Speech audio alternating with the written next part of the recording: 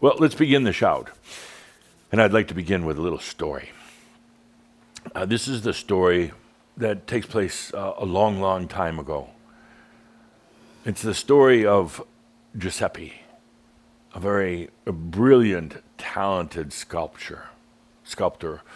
Story of Giuseppe. So Giuseppe loved doing sculptures in bronze. Bronze, of course, is the combination of copper and tin. And it's relatively easy to work with, considering easier than working with marble or stone or things like that. But Giuseppe loved creating everything. He started out creating little miniature bronze sculptures, and then they got bigger and bigger, did life-size sculptures, and he was known far and wide for being the greatest sculptor of all. One day he said, I want to do my masterpiece now. I want to create such an amazing sculpture of God. And of course, back in those days, everybody related God to looking like an old guy. So he designed this sculpture. It was 5 meters high. It was tall, the tallest sculpture that anyone in known history had ever attempted to do. And he spent a lot of time working on the design of God, but of course it looked like man. And things really haven't changed much since then. People still relate God to being some big old guy. But he created this work of beauty, paying attention to every little detail, becoming almost obsessive, giving his apprentices such a hard time anytime they made a little mistake or messed up, because he wanted this to be a sculpture that would endure through time to honoring God. And maybe showing people that God was always present. God wasn't just up in heaven somewhere, but God was here on earth as a sculpture. So it came the day that they would be pouring the molten bronze into the mold. You know the molds. You've done metal work, dear Linda. It came the day, so they mixed up a huge vat of molten bronze. The fires were hot, and here the bronze liquefied because of the fire, bubbling away, and was all ready to be poured into the first portion of the mold. At that point, Giuseppe was so careful about every little detail, wanted to know exactly the consistency of the molten bronze at the time, wanting to know that it was the right temperature and everything just right, the right colorings that had been added to it for extra effect. And he was close over the big cauldron of bronze going away, being heated up, and he looked over and went a little too far, fell straight into the vat of molten bronze. Now, you think that would be the end of the story, but of course, no. This is an Adamus tale. The story continues. The moment his body hit that hot liquid bronze, it melted. It didn't burn, it just melted, and immediately turned into little crystals inside that bronze. It crystallized itself. And the funny thing was that you would expect that, well, poor Giuseppe would be, basically a baked Giuseppe or fried Giuseppe by then, but he wasn't. He was now in this molten bronze. And he could feel himself. He could hear himself. He was aware the heat wasn't burning his skin because he had none left. It had all been crystallized. But he was in the midst of the experience, this liquefied, what was going to be God pretty soon, and he was in it.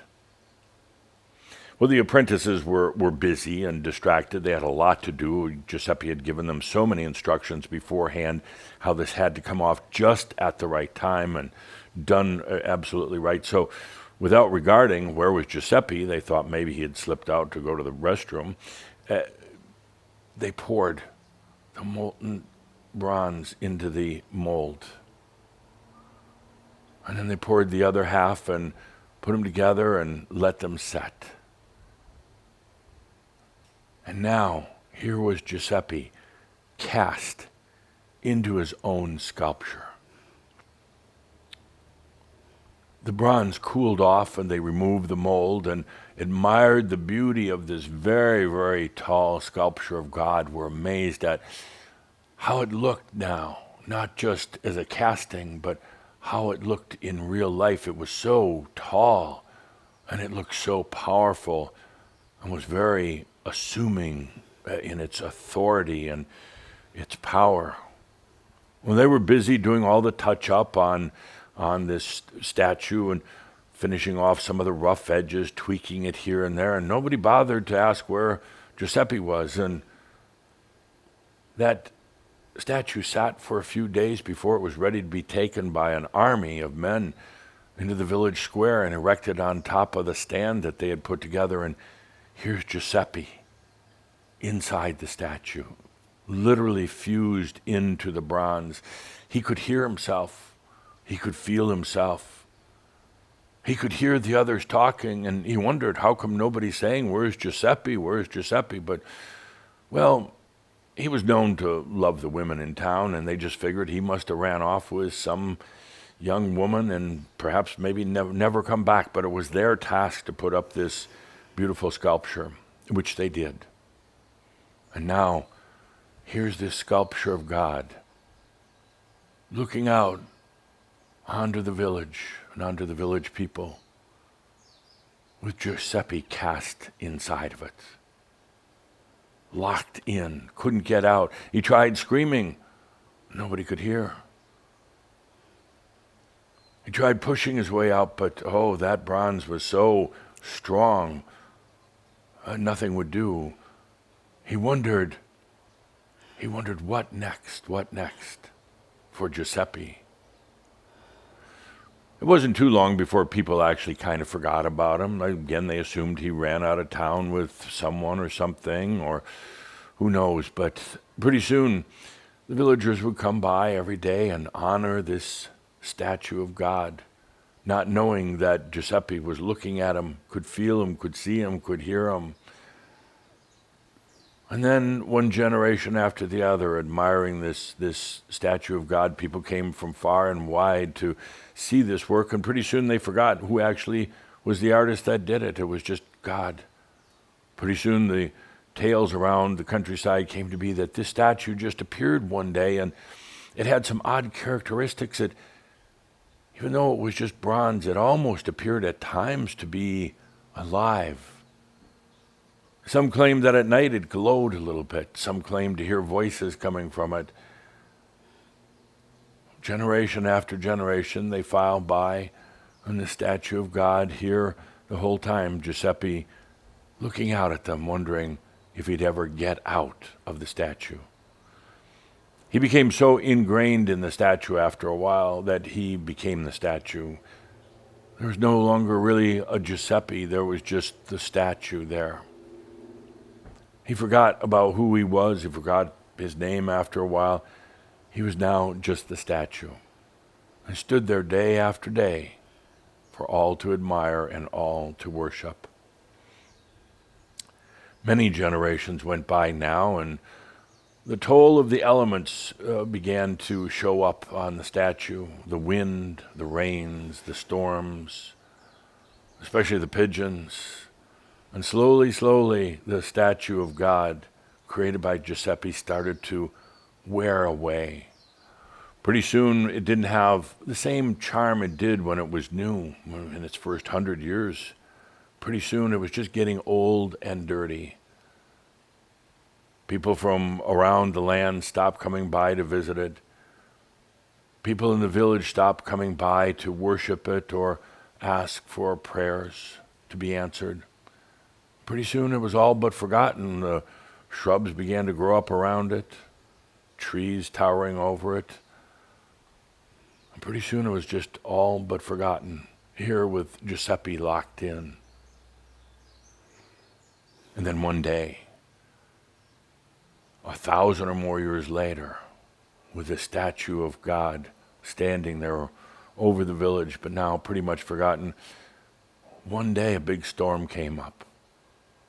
I came across the horizon, a huge tornado, and it moved through the village and went straight to the statue of God made by Giuseppe, straight to it. And by now the statue was pretty worn out, had holes in it, lost a lot of the detail, was discolored, wasn't much of anything. It was pretty drab, pretty boring. And this tornado headed straight for it, knocked it over onto the ground, shattered it into thousands of pieces. And at this point, all this commotion woke up Giuseppe after over 1,000 years of being stuck in his own sculpture. It woke him up. And upon awakening, he didn't really still realize who he had been, but he knew he had been trapped in this sculpture for a long, long time. Upon awakening, there was almost a fear that came over him. Who am I now? I'm no longer this statue. I'm no longer the statue of God. Who am I now? I am free, but what does that mean? What do I do with my freedom?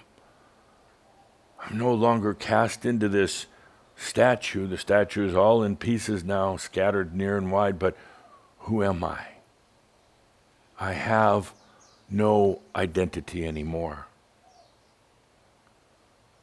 And Giuseppe heard kind of a voice from the inside. And that voice said, well, you're God. You played the role for over 1,000 years as a statue, now go out and live it. You're God. And Giuseppe said, well, I don't really have any other choices because I don't remember who I was. I have no sense of identity anymore. It was so locked up in the statue and I forgot who I was. I might as well just go out. Freedom, I don't know what that means. I know I'm free, but what does that mean? Giuseppe, similar to Katumi, just started walking. He started experiencing, and slowly, some of his memories of being Giuseppe came back, and memories that he would later learn were of past lives came back. Slowly, he began to realize that he had cast himself in his own identity as Giuseppe, the famous sculptor. He had cast himself in such a tight-locked identity that he forgot to be free and to be expressive. He forgot that he could create himself any way he wanted at any time, but he'd gotten so locked into himself, into his expression as the great sculptor that, well, literally it translated him into getting trapped in his own sculpture.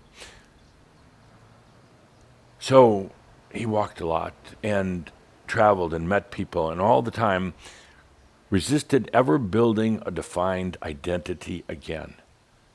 He let himself have identity. He let himself enjoy his expression, but he resisted ever being trapped in a single identity again. Oh no, not after that 1,000 years in the sculpture of God. Now he realized how fun it was. One day he could be one thing, the next day he could be another. He could be a baker. He could be an artist. He could be a politician. He could be anything he wanted. He could just be a being walking from village to village, enjoying life, talking to other people. He realized that it is so easy to get trapped in an identity when the true God within says you are all identities, anything you want to be. And yes, you can dive deep into one. You can become trapped as if in a sculpture. But you're always free to create any new identity you want for yourself. So that's the story of Giuseppe, the sculptor. Not as good as my story, getting trapped in, you knew that was coming? Not as good as my story of being trapped in the crystal prison, but yet another iteration of it. One that leads into part of our discussion for today. Dê sua contribuição consciente. Se chegou até aqui, inscreva-se, dê seu like, compartilhe, comente e obrigado por nos assistir.